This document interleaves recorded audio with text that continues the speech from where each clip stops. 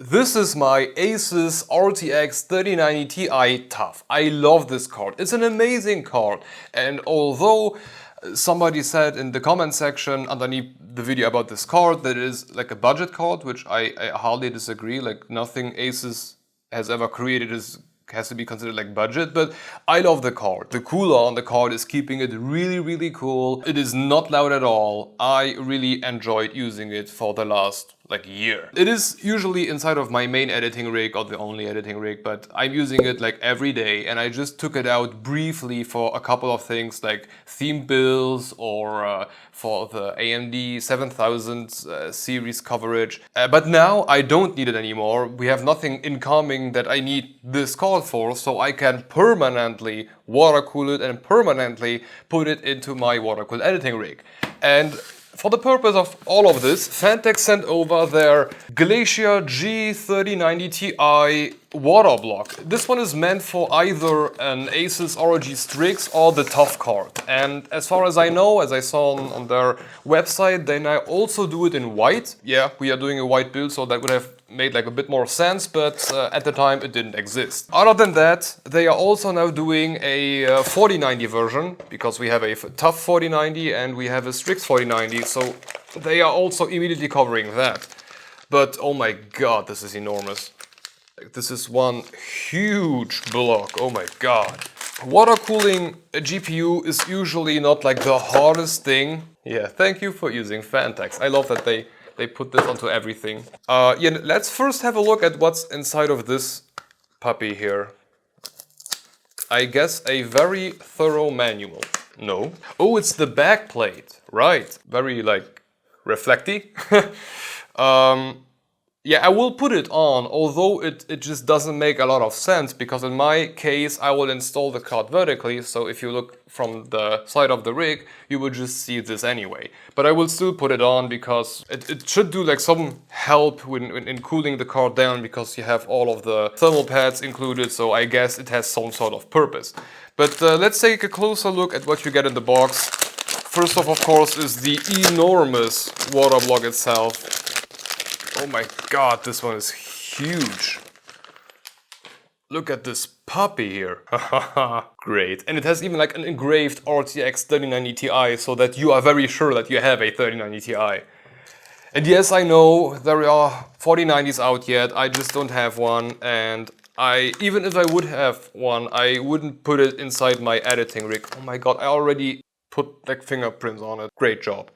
I wouldn't put it in my editing rig, because like the difference for Premiere Pro between a 4090 and a 3090 is like not that big, or it's not worth the not having the card ready for videos. So that's why I won't do it.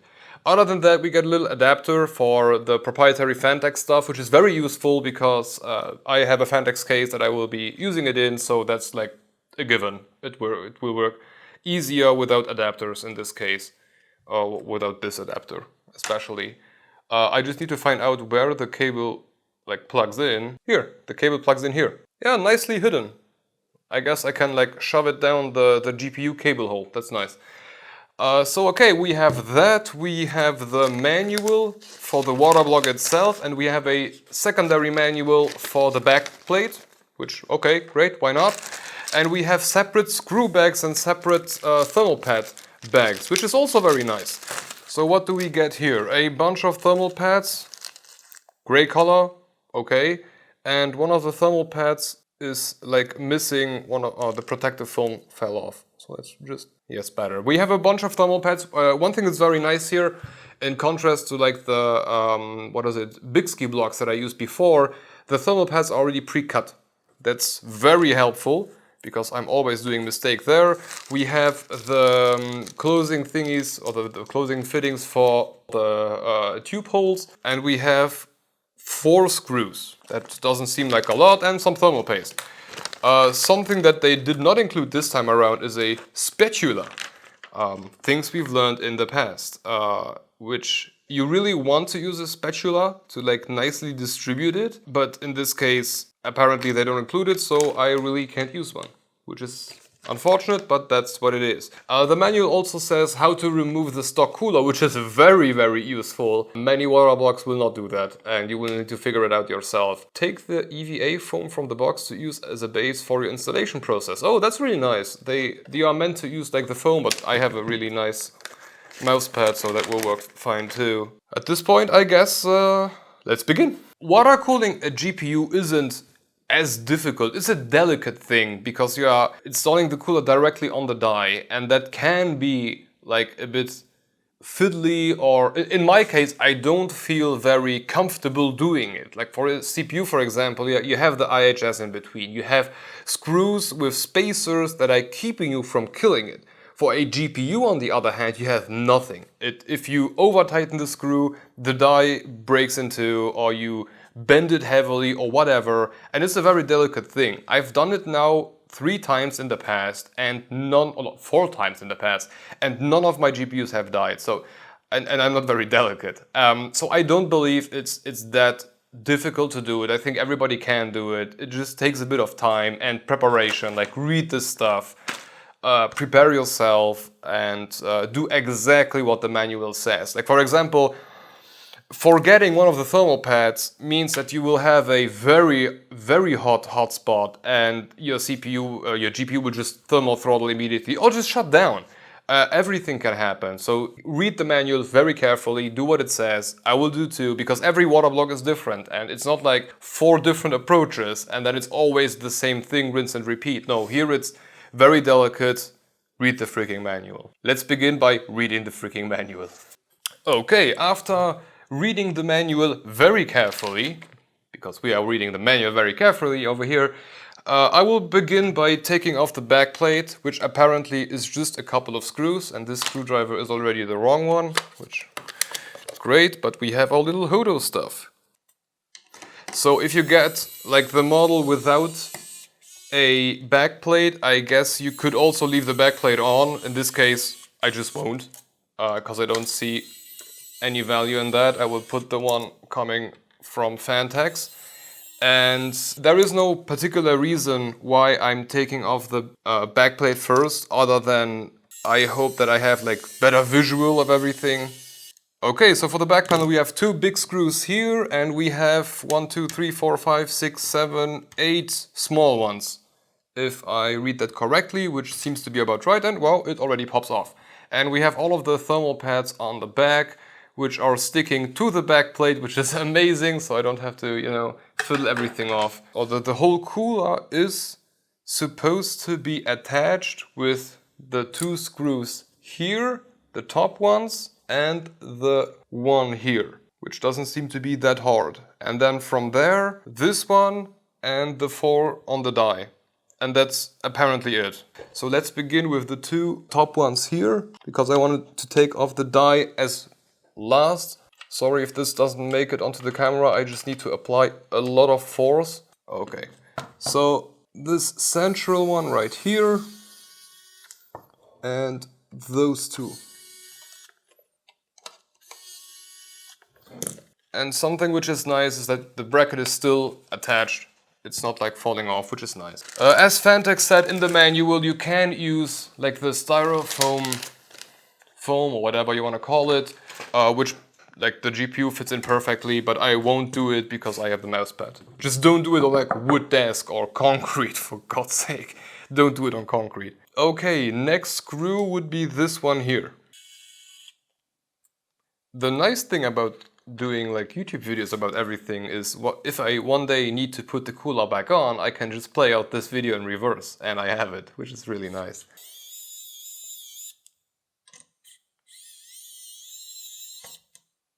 Okay, are the springs staying on the screws? Yeah, but I don't know if I need that piece later on. Apparently not.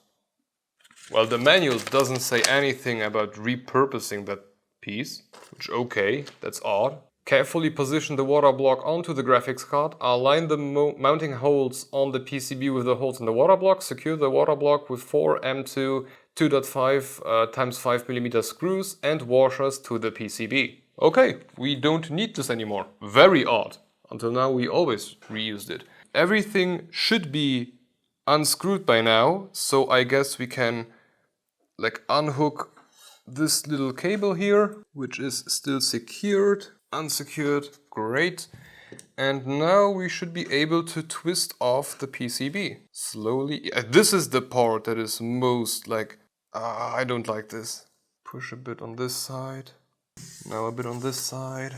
Yeah, I like to do it like side by side, very slowly. And I get the feeling that something here is still attached that shouldn't be attached. Oh, okay, it comes off. Okay, here we have a secondary little cable, which is now easier to take off. Yeah, and for all of the cables, for the fan cables and I think ARGB cables also, you need to press it in. Like it has a little latch, press it in and it comes off. But yeah, here we have my 3090 Ti without anything on it. Oh my god, it looks beautiful. A bit of thermal paste here and there. Well, it's rather clean. None of the thermal pads stuck to the CPU, to the GPU, which is nice. It already helps a lot. So at this point, it's basically cleaning time. Because yes, we need to clean this one up. I wanted to clean everything else up too, like the residue from the thermal pads too. Everything is supposed to be clean as hell when I'm done with this. And then we can apply the new thermal paste. Now coming to one of the most delicate parts of this, the GPU die. And although I never killed one, I just feel very uncomfortable when cleaning one up. It just feels wrong. Maybe let's splash some of that isopropyl on there. Oh yeah, by the way, of course, I'm using isopropyl, like a lot. Don't use anything else, buy isopropyl. I know, in my country too, I cannot order it like legally. I don't have any clue why. I can't buy it in the country and I need to order it to Germany, drive to Germany and buy it there. It's ridiculous.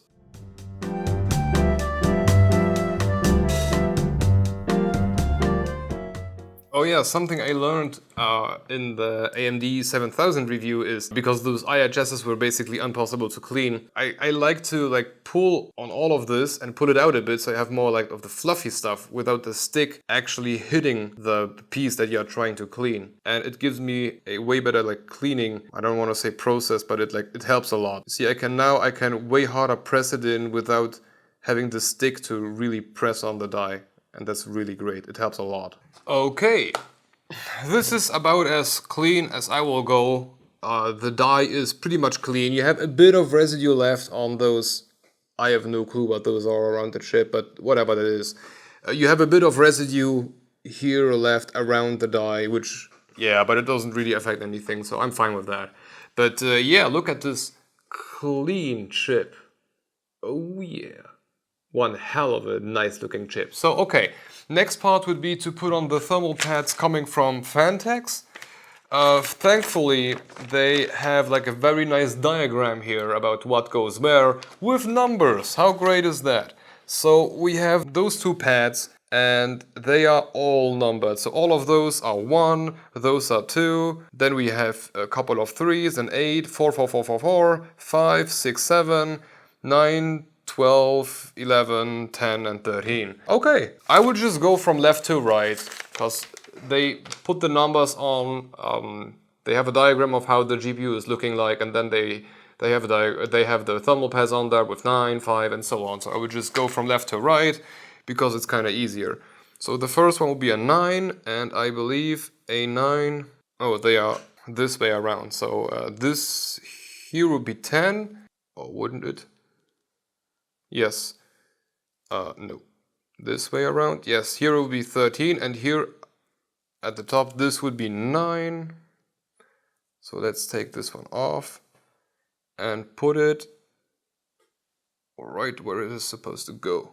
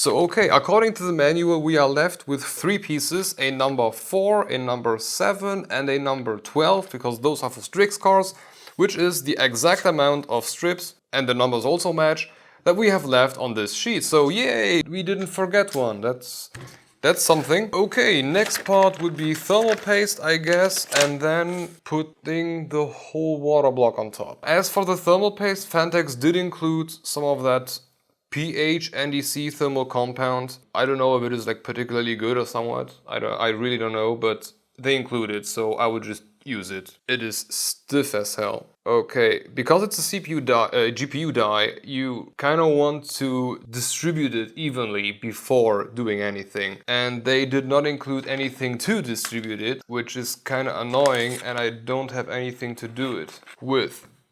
So, alternative plan. A few moments later. Okay, so at this point thermal paste is on there, but as Phanteks does not include a spatula, I kind of need to distribute it evenly across the die with nothing.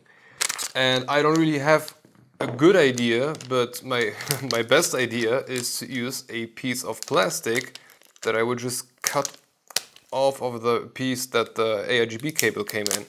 Like with GPUs, you really want to distribute it as much as you can, and hopefully this works.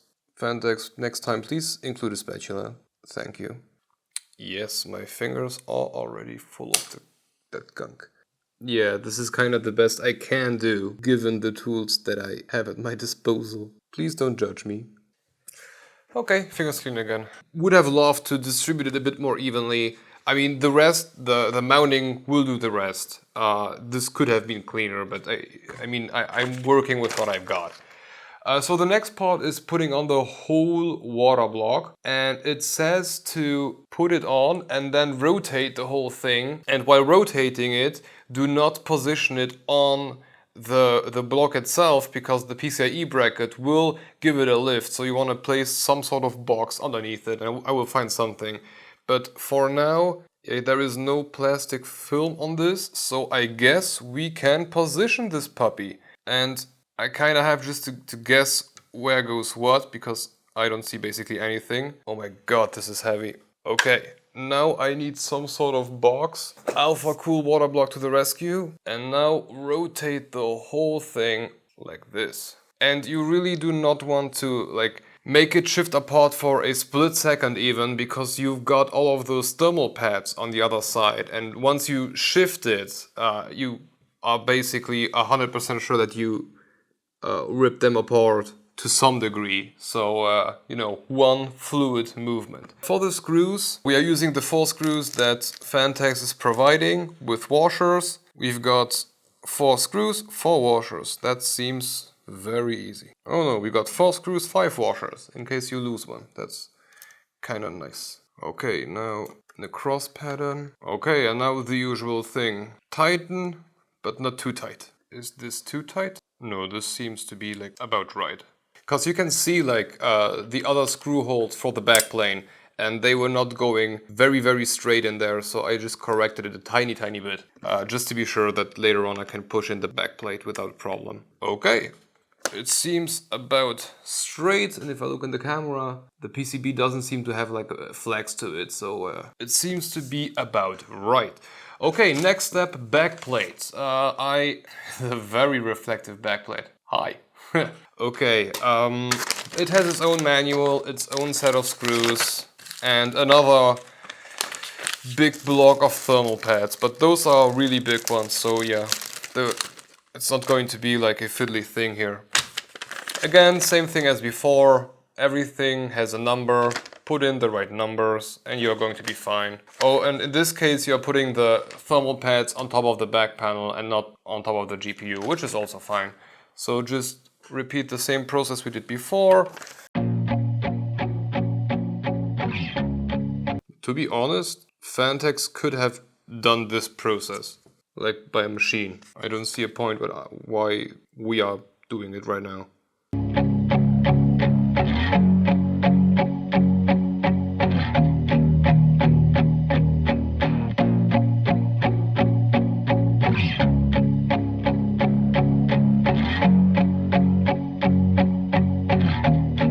we need number 14.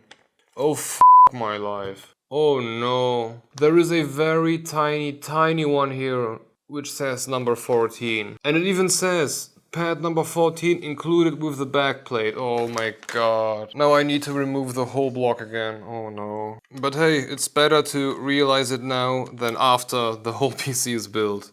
Okay, half the thermal pads are on the PCB and the other half is down there. But hey, at least we have a nice even spread. So the 14s, which I kind of lost right now, are those, yeah, those are the 14s, and they are supposed to be going, one will go here and the other one will be right here. Okay, now let's put this back together, but I will just put a tiny drop of new thermal paste into the center. The rest should be fine. I mean, this was never on. So just a tiny spill in the center. And then reposition this whole thing again. All the thermal pads are still in position, so this shouldn't be a problem at all. I just realized that each and every time I water cool or I install a GPU water block, I forget one thermal pad and then I reapply it. It's uncanny. It happens every time. Seems perfectly fine now. So okay, we have the backplate is almost ready. I just need to remove all of the leftover pieces of plastic. Yes, everything is removed. The back panel is ready for installation. So we need to leave the GPU in the position that it is right now and just press this one on. We need to remove the film because the screws are hidden behind it. Oh my god, you can see like my double chin. Great. Okay. Torx. Those are Torx. Why the hell would you do that one? Didn't they include a Torx screwdriver? Yeah, it's kind of annoying that they don't include a screwdriver for those. But okay. Hodo is here to help. Do I have one that fits? Yes, I do have one that fits. Great. Oh, and I want to be really cautious with this. If your screwdriver falls out of the screw, I guarantee you will scratch the hell out of this thing. Well, this doesn't work particularly well. Okay, you need to press a bit, which isn't like the best thing. Looking at how easily scratchable this seems to be. It's good that the screwdriver isn't like particularly strong. That way I'm sure that I'm not over tightening them. Okay. Hi. Ha. Oh, now you can see the camera. This is my little monitor. This is my camera. This is one light. This is another light. There we have a light. And there we have the to-do shelf with all of the things that are to do. Okay, let's have a look at it. Well, isn't this one heck of a beautiful card? Well, I really have to say Phanteks overdid themselves here. I love that you can see like the whole. You have like a lot of space where the water will flow, and for the water I have a special surprise that we will see at the end of the series, but the block itself looks really cool. The ARGB effect, really nice. You have it all around the thing, except for the cable to hook it up. That was the most horrible experience of my life, but I connected it somehow and now it's working fine. So I'm very glad how this one turns out. The backside is very interesting. This is definitely not my usual style. I'm not that much into mirrors. But, I mean, okay, that's how they wanted to do it, so it's their product. I would have just, left it black, but okay. I could have also put like the original back on, probably, but it would look so weird and would be like too long. So no, I went with the one from Phanteks. I could also just have put nothing on. That would also work, but I wanted to, use the additional heat dissipation features of the backplate, so that's fine. For the rest, I'm very glad how it turns out. Also, a big thank you to Phanteks for sending it over, like since 6 months ago. I'm sorry. But now we are finally able to use it. What I'm not able to do right now is give you numbers. I did benchmark the crap out of my original one. In this case, we did Thermark 4K, 8x MSAA, so everything that Thermark was able to push out, while having 3 4K monitors attached. And I know that under every like water cooling GPU video, people are asking how does it cool, how does it work, and it's not a stupid question, it's a good question. The problem is, with what will you cool it? Like, are you using a 120mm rad, a 240, a 280, a 360, a 420, or whatever the heck this is? You can't just ask how much cooler is the card. That just doesn't work. In this particular case, the card it was hitting like 70 degrees C, not even 70 or not even 80, I don't really remember, but it was very, very low for the fact that I'm using 4K monitors, 3 of them, at the same time while doing firmware to the edge. So the original card was really, really, really cool. And the new one, I do not expect it to be a lot cooler. I expect the whole thing to be a lot quieter. Not that the old one was any loud or something, but I will be using a 420 rad and a 360 rad, all combined, so I don't see a reason why the fans will spin up at all. That being said, I will just jump to the future using a 420 rad with noise blocker fans, everything spinning at max speed. This is how much the card is now cooling down.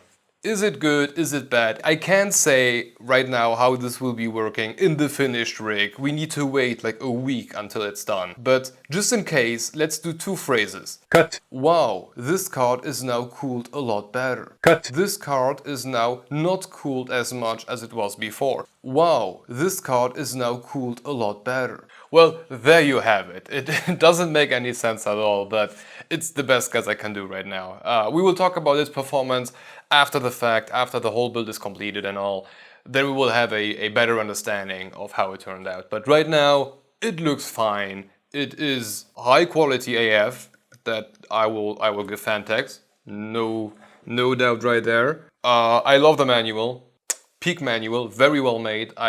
Everything was very understandable, and that's something very, very important when doing a water block, because like you can do so many mistakes. And even I forgot one of the thermal pads. I needed to remove like the whole water block port to reapply 2 little thermal pads because they are so small. So maybe next time like make the image bigger and maybe like colorize the ports where a thermal pad should go, just to, you know, better visually see them. Other than that, thank you again for sending it over. I have no doubts that it will be performing amazing. Or future me will be able to tell you. But yeah, for today, the 3090 Ti is water cooled. Next step is to put all of the radiators, oh no, first the motherboard, then all of the radiators, all of the fans into the case, and then continue waiting for my Hardline tubes, which I inconveniently forgot to order when doing all of this. Yes, my mistake. Oh yeah, and one little thing, you definitely need to clean the hell out of this. Everything is like very, very fingerprinty. It's incredibly fingerprinty. If you haven't watched the previous episodes 1, 2 and 3, have a look at them.